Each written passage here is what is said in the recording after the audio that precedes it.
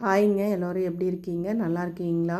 இன்றைக்கி வீடியோவில் நம்ம என்ன பார்க்க போகிறோம் அப்படின்னா, மைசூர் பாக்கு தான் பார்க்க போகிறோங்க. ரொம்ப சூப்பராக டேஸ்டியாக வாயில் வச்சதும் கரையக்கூடிய மைசூர் பாக்கு தான் செய்யலாம். எப்படி செய்கிறதுன்னு பார்க்கலாம். ரொம்ப சூப்பராக இருந்துச்சுங்க. இது பெரியவங்க, பல் இல்லாதவங்க கூட சாப்பிடலாம். பாருங்கள், உடச்ச உடனே எவ்வளோ சாஃப்டாக இருக்குதுன்னு. டேஸ்ட்டும் வந்து ரொம்ப சூப்பராக இருந்துச்சு. இது எப்படி செய்கிறதுன்னு பார்க்கலாம். இதுக்கு என்னென்ன பொருள் தேவை அப்படிங்கிறதையும் பார்த்துடலாம். வாங்க வீடியோக்குள்ளே போகலாம். மைசூர் பாக் செய்கிறதுக்கு நான் வந்து 1 கப் அளவுக்கு கடலை மாவு எடுத்து வச்சுருக்கேன். 200 கிராம் இருக்கும் கடலை மாவு. சர்க்கரை வந்து அதே கப்பில் வந்து 1.5 கப் அளவுக்கு சர்க்கரை. அப்புறம் சூடு பண்ணி எடுத்த நெய் வந்து 100 மில்லி நெய், 100 மில்லி நான் வந்து சன்ஃப்ளவர் ஆயில் எடுத்திருக்கேன். Oil refined oil, sunflower oil, rice bran oil அந்த மாதிரி எடுத்துக்கலாம். கடலெண்ணெய், நல்லெண்ணெய் வந்து வேண்டாம், அதெல்லாம் வாசனையாக இருக்கும். வாசனை இல்லாத எண்ணெய் எதுனாலும் எடுத்துக்கலாம். இப்போது அடிகனமான ஒரு பாத்திரத்தில் நம்ம கடலை மாவை போட்டு வறுத்துக்கலாம். லைட்டாக வாசம் வர்ற வரைக்கும் வறுத்தா போதும். அடி பிடிக்காமல் வறுத்து எடுத்துக்கலாம். இதை வறுத்து எடுத்துகிட்டு வேறு பாத்திரத்தில் மாற்றிட்டு நம்ம வந்து சர்க்கரைப்பாகு ரெடி பண்ணுறதுக்கு அதே பாத்திரத்துலேயே சர்க்கரைப்பாகு வந்து நம்ம ரெடி பண்ணிக்கலாம். ஆனால் அடிகனமான பாத்திரமாக இருக்கணும். இப்போ அந்த பாத்திரத்தையே கழுவிட்டு நான் வந்து சர்க்கரை வந்து 1.5 கப் அளவுக்கு சர்க்கரை சேர்த்துக்கிறேன். 1.5 கப்புங்கிறது கரெக்டாக இருந்தது. உங்களுக்கு இன்னும் கொஞ்சம் தித்திப்பாக வேணுன்னா கூட சேர்த்து போட்டுக்கலாம். அப்புறம் அதே கப்பில் 1/2 கப் அளவுக்கு தண்ணி சேர்த்துக்கிறேன். இந்த சர்க்கரைப்பாகு வந்து நல்லா கரைஞ்சி வரட்டும். அதுக்குள்ளே வந்து கடலை மாவு வந்து நம்ம நெய்யில் கலந்து எடுத்துக்கலாம். நம்ம செய்கிறதுக்கு வந்து ஈஸியாக இருக்கும். ஈஸியான மெத்தேடில் தான் செய்ய போகிறோம். எங்கள் அம்மாலாம் செய்கிறத வந்து சர்க்கரைப்பாகு காய்ச்சி அதுலேயே வந்து கடலை மாவு வந்து கொஞ்சம் கொஞ்சமாக தூவி விட்டு செய்வாங்க. ஆனால் ஈஸியாக செய்வாங்க. அந்த மாதிரி நமக்கு வந்து செய்ய தெரியல. அதனால் நமக்கு எது ஈஸியாக இருக்கோ அதை வந்து நம்ம செஞ்சுக்கலாம். அம்மா வந்து அடிக்கடி செய்வாங்க. மைசூர் பாக்கில் வந்து அடிக்கடி செய்வாங்க. ஈஸியாக செஞ்சுருவாங்க. சீக்கிரமாக கலரி எடுத்து தட்டில் ஊற்றிடுவாங்க. நானே ரொம்ப நாள் பயப்படுவேங்க இது செய்கிறதுக்கு. சொதப்பிடுச்சுன்னா என்ன பண்ணுறது அப்படின்னு. இப்போல்லாம் நானும் ஈஸியாக செய்ய கற்றுக்கிட்டேன். இப்போது அந்த ஒரு பவுலில் போட்டுட்டு நம்ம எண்ணெய் எடுத்து வச்சுருக்கிற எண்ணெய் வந்து சன்ஃப்ளவர் ஆயில் வந்து ஊற்றி இப்போ இந்த மாவை வந்து நல்லா கலக்கிக்கலாம். கட்டி இல்லாமல் கொஞ்சமாக வந்து மஞ்சள் தூளும் கொஞ்சமாக 1 பிஞ்ச் அளவுக்கு நான் உப்பு சேர்த்துக்கிறேன். அப்போது நெய்யிலையும் வந்து பாதி நெய்யை வந்து ஊற்றிட்டு நெய் எடுத்து வச்சுருக்கேங்க. ரெண்டையுமே நான் சூடு பண்ணி தான் வச்சுருக்கேன். இப்போ 150 ml வந்து ஆயிலும் நெய்யும் போட்டு இதை நல்லா கட்டி இல்லாமல் கலந்து எடுத்துக்கலாம். பாருங்கள், இந்த அளவுக்கு வந்து கட்டியே இருக்கக்கூடாது. சிறு சிறு கட்டி இருக்குது. கட்டி இல்லாமல் ஒரு விஸ்கு வச்சு நம்ம வந்து கிளறி எடுத்துகிட்டு இப்போ வந்து பாகு வந்து இந்த பக்கம் வந்து ரெடி ஆகிடுச்சு. நம்ம பாகு பதம் வந்து முழுசாக கம்பி பதம் வந்து தேவையில்லை. எடுத்து பார்த்தா சிறு கம்பி மாதிரி வரணுங்க. அரை கம்பி பதம்னு சொல்லுவாங்கல்ல, அது வந்தால் போதும். நம்ம வந்து மாவு போட்டு கிளறிடலாம்.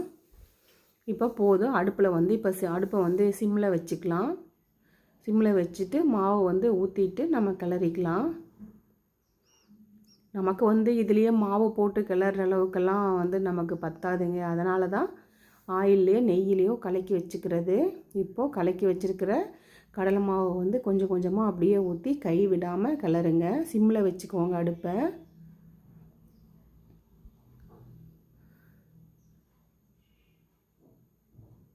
நம்ம கலக்கி வச்சுருக்கிற மாவு எல்லாமே ஊற்றி நல்லா கலக்கி விட்டுட்டே இருங்க. கை விடாமல் கலக்குங்க.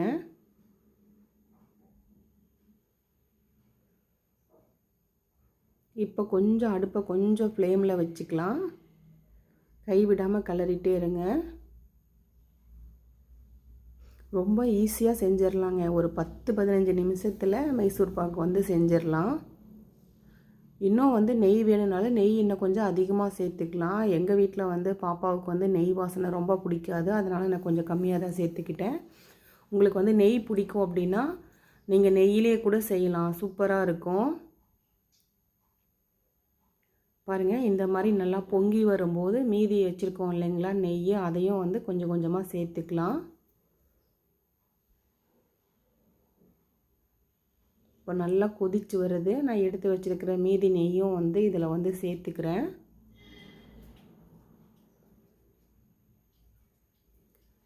இப்போ மறுபடியும் வந்து கைவிடாமல் கிளறிட்டே இருங்க. சிம்மில் வச்சுக்கோங்க. இந்த மாதிரி பாருங்கள், நல்லா பொங்கி நுரைச்சி வரும்போது இது இன்னொரு தட்டில் வந்து நெய்யோ இல்லை ஆயிலோ தடவிட்டு நம்ம எடுத்து ஊற்றிக்கலாம். ஈஸியான மைசூர் பாவ் வந்து சீக்கிரமாக செஞ்சிடலாங்க. 10-15 நிமிஷத்துலேயே செஞ்சுட்டேன் நான். இப்போ இந்த பாத்திரத்தில் வந்து ஒட்டாமல் வரும்போது அதுதாங்க நமக்கு பதம். ஒட்டாமல் வருது இல்லைங்களா, அப்போ வந்து நம்ம எடுத்து ஒரு பாத்திரத்துலேயோ ட்ரேயிலையோ எடுத்து ஊற்றிடலாம். கைவிடாமல் கிளறணுங்க. கை விட்டுட்டோம் அப்படின்னா வந்து அடி பிடிச்சிரும். அதுக்கு தான் வந்து கெட்டியான பாத்திரம் இருக்கணும். கடாயோ இல்லை பாத்திரமோ வந்து கெட்டியாக இருக்கிற பாத்திரமாக யூஸ் பண்ணுங்கள்.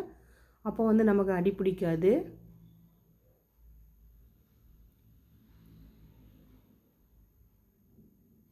இப்போ மாவு வந்து நல்லா வெந்து வந்துருச்சு. நான் ஒரு பாத்திரத்தில் வந்து நெய் தடவி வச்சுருக்கேன்.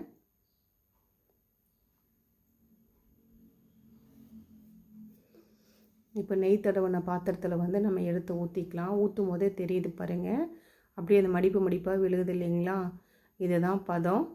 இதே மாதிரி எல்லாத்தையும் வந்து நம்ம வந்து பாத்திரத்திலிருந்து வலித்து ஊற்றிக்கலாம். இது ஒரு கொஞ்ச நேரம் 10 நிமிஷம் கூட தேவையில்லைங்க. ஒரு 5 நிமிஷத்துலேயே வந்து நம்ம கத்தி வச்சு அறுத்து விட்டுறலாம் சைஸ் கரெக்டாக. ஏன்னா காஞ்சிருச்சு அப்படின்னா வந்து அது பிரிஞ்சு இதாக வரும், விரிசல் வர ஆரம்பிச்சிருங்க. என்னதே வந்து கொஞ்சம் வேலையாக நான் வெளியில் போயிட்டு வர்றதுக்குள்ளே கொஞ்சம் காஞ்சிருச்சு.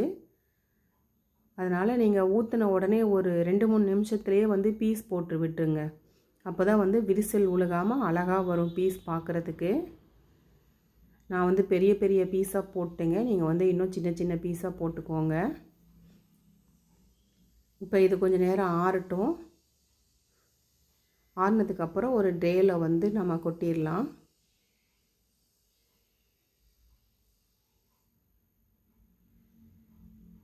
ரொம்ப சூப்பரான மைசூர் பாக் வந்து ரெடி ஆயிடுச்சுங்க. ஈஸியாக இருந்தது செய்கிறதுக்கும். ஒரு 15 நிமிஷங்க, அவ்வளோதான். நான் வந்து மைசூர் பாக் வந்து செஞ்சிட்டேன்.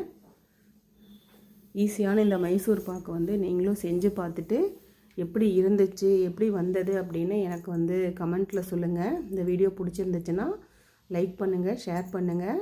மறக்காமல் ஓவியா கிச்சனை வந்து சப்ஸ்கிரைப் பண்ணிக்கோங்க. அப்போ தான் நான் போடுற வீடியோ உடனுக்குடன் உங்களுக்கு நோட்டிஃபிகேஷன் வரும். பாருங்கள், ரொம்ப சூப்பரான நெய் மைசூர் பாக் ரெடிங்க.